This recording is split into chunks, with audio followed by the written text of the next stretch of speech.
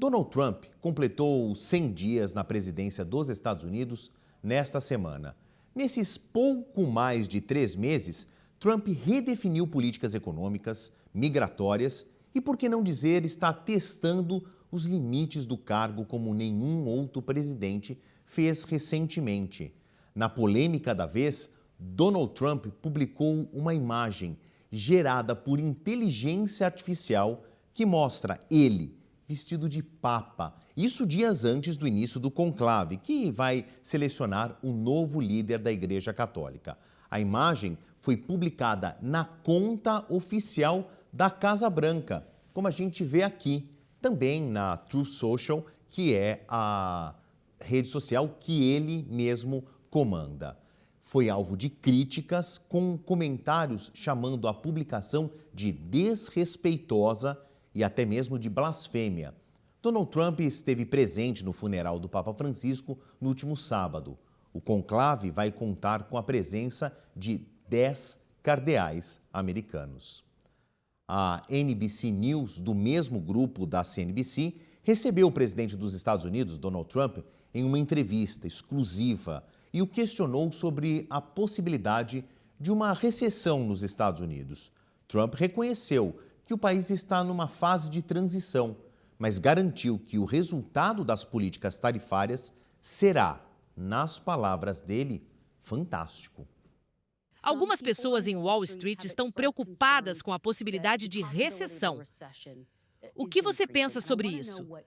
Você se sente confortável com a possibilidade de o país mergulhar em uma recessão temporária para atingir seus objetivos a longo prazo? Você diz algumas pessoas em Wall Street. Eu gostaria de lhe dizer outra coisa. Algumas pessoas em Wall Street dizem que teremos a maior economia da história. Por que você não fala sobre elas?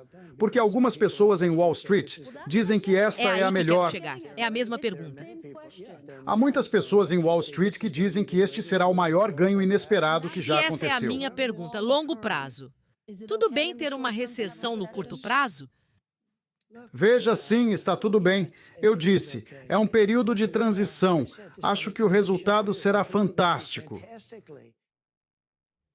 E aqui no estúdio eu converso com a analista de política de economia, Mariana Almeida. Mariana, boa noite, um prazer te receber aqui sempre.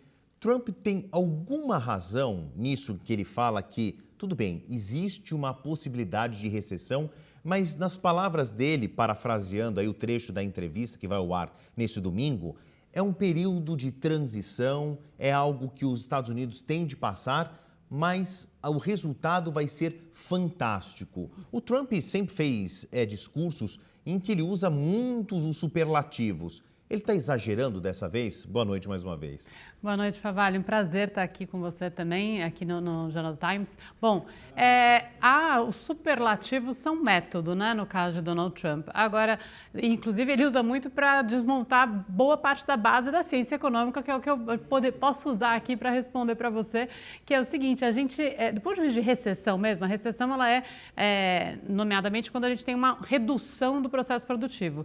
E aí, se existe um plano no Donald Trump, esse plano, ele até tem esse período que deveria ser recessivo da grande mudança e tem sim uma possibilidade de voltar a crescer depois, se eventualmente ocorrer o que ele vem defendendo, que é um processo de reindustrialização nos Estados Unidos.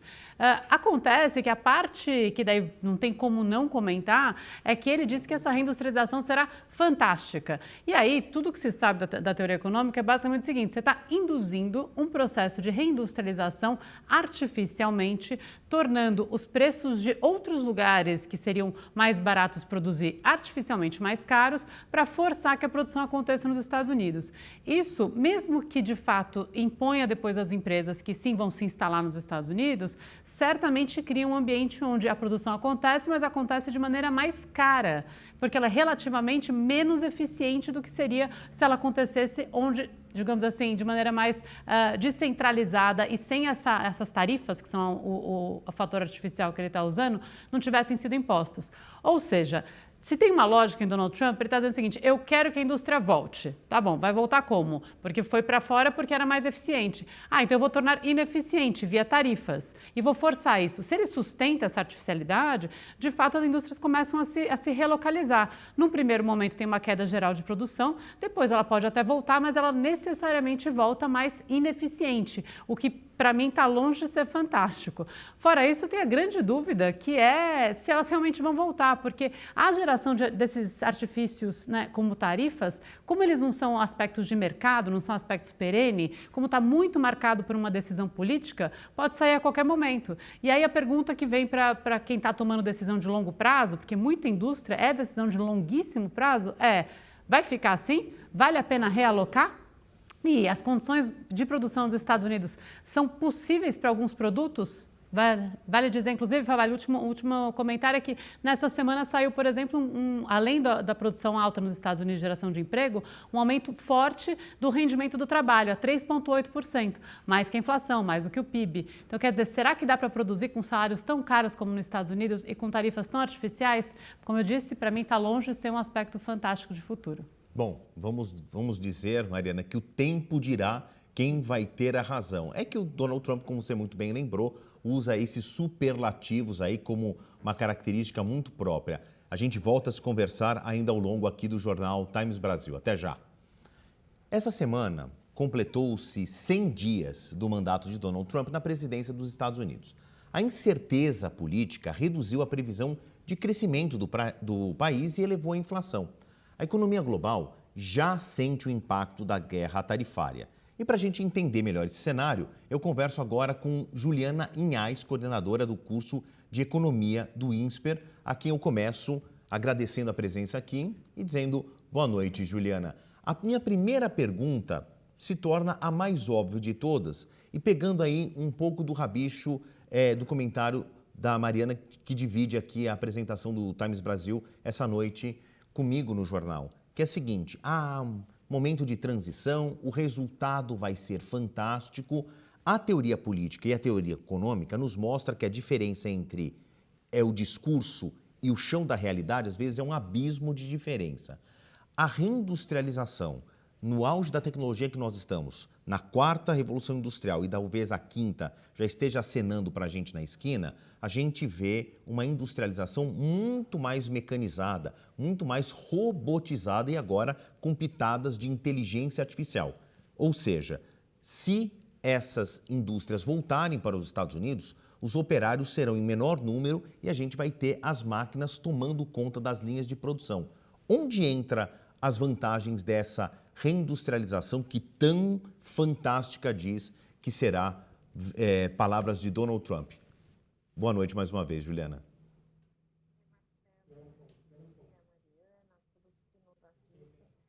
Bom, acho que a Mariana deu um tom aí muito assertivo da questão do tal do fantástico, né? Acho que, claro, Juliana, né, Donald Trump... Perdão. A gente está te vendo, mas não estamos nos ouvindo. Talvez esteja mutado o seu microfone aí.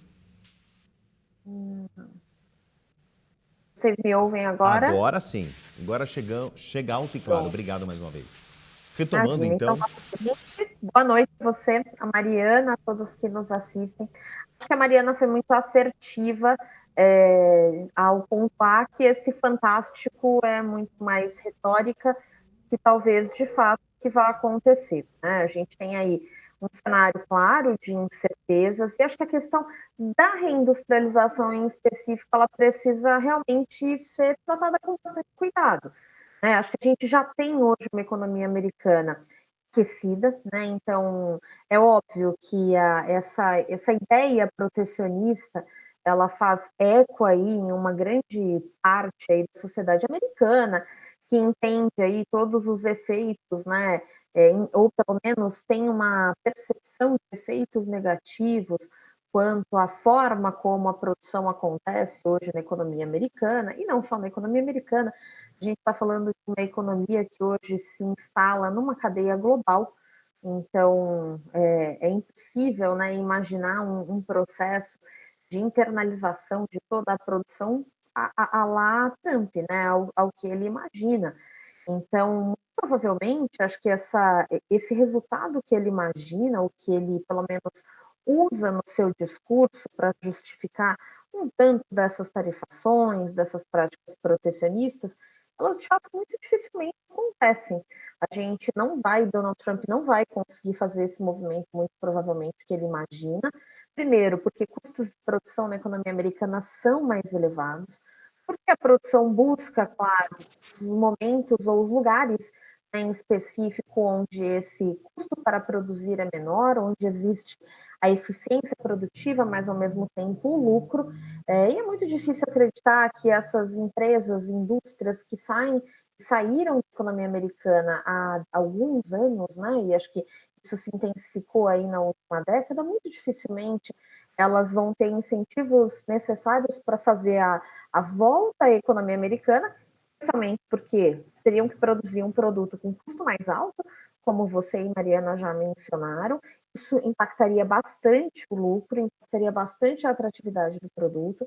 Então, acho que nesse aspecto a gente está mais falando realmente de uma retórica, e é óbvio, ele tem que dizer isso, né? Não faria sentido algum ele, depois de ter encabeçado todas essas políticas, dizer que não acredita nessa possibilidade, mas a gente sabe, né, olhando para os números, olhando para a evolução da economia americana, olhando para a indústria americana, que isso é muito improvável.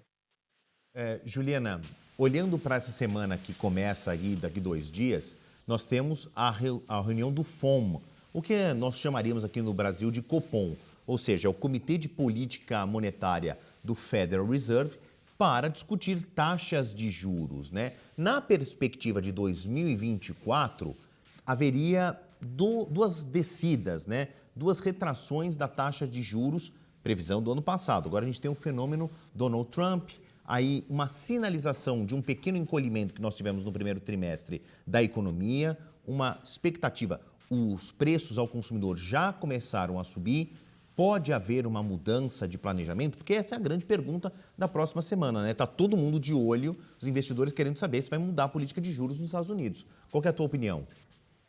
Marcelo, eu acho que sim, existe uma perspectiva de que o Fed lá mude a taxa de juros, enxergando um cenário mais deteriorado, porque isso, de fato, é uma realidade, né? As incertezas aumentaram muito, é o que a gente pode tomar por base o que se faz aqui na economia brasileira para entender um tanto do que pode ser aí a condução da política monetária americana. A gente vê um aumento de incertezas, a gente vê uma taxa de inflação mais alta, e inclusive expectativas, acho que esse é o ponto central, expectativas inflacionárias mais altas, ainda que se tenha uma economia desacelerando, né? A gente viu resultados aí do primeiro trimestre, nessa última semana, para a economia americana, nada agradáveis.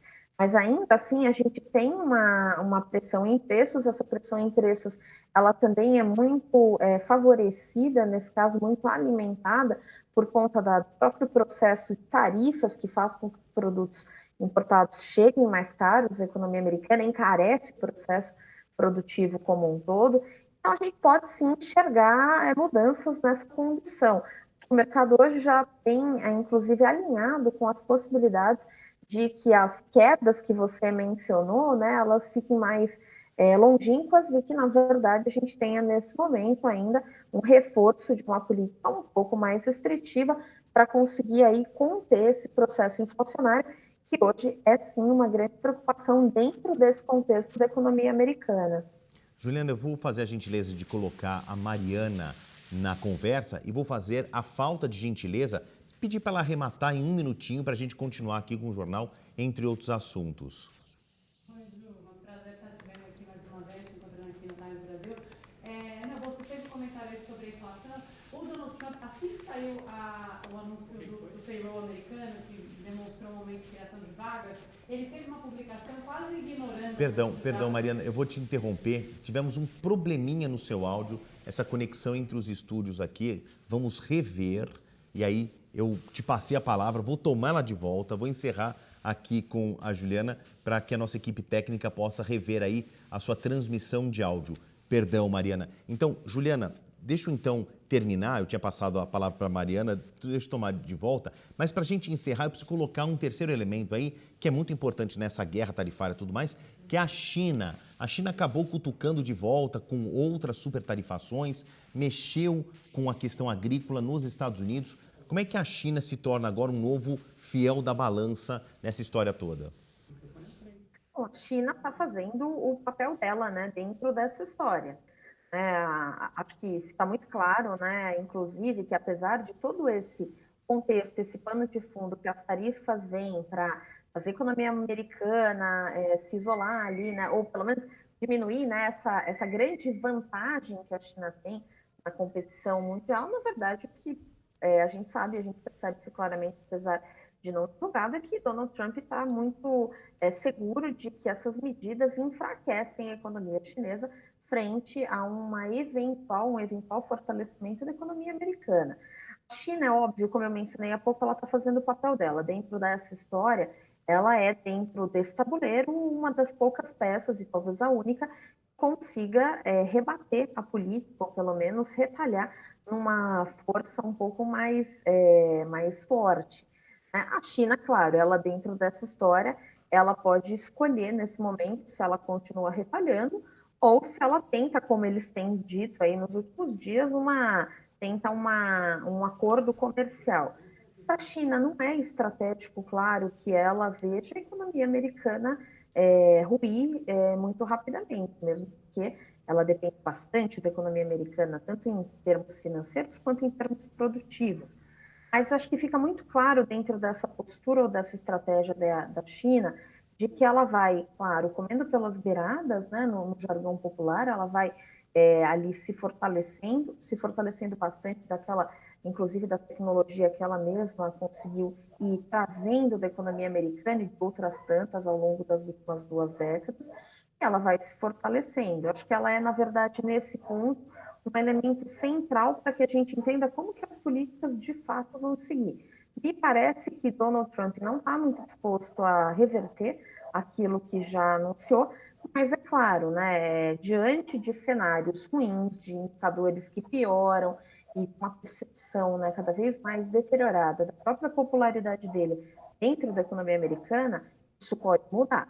Né? Ele tem interesses claros de continuar ali no poder, e é óbvio, né, acho que dentro da personalidade dele, ele não vai gostar de ficar marcado aí como alguém que levou a economia americana para uma recessão, para um cenário negativo. Então, acho que tendo a crer que a China pode ser, sim, um elemento central, especialmente dada a percepção do Donald Trump de que as coisas podem começar a ir muito mal daqui para frente. Queria agradecer a conversa que eu tive com Juliana Inhas, coordenadora do curso de Economia do INSPER. Só lembrando, são só pouco mais de 100 dias no governo. Nós vamos falar muito ainda de Donald Trump na administração dos Estados Unidos. Juliana, obrigado, bom final de semana.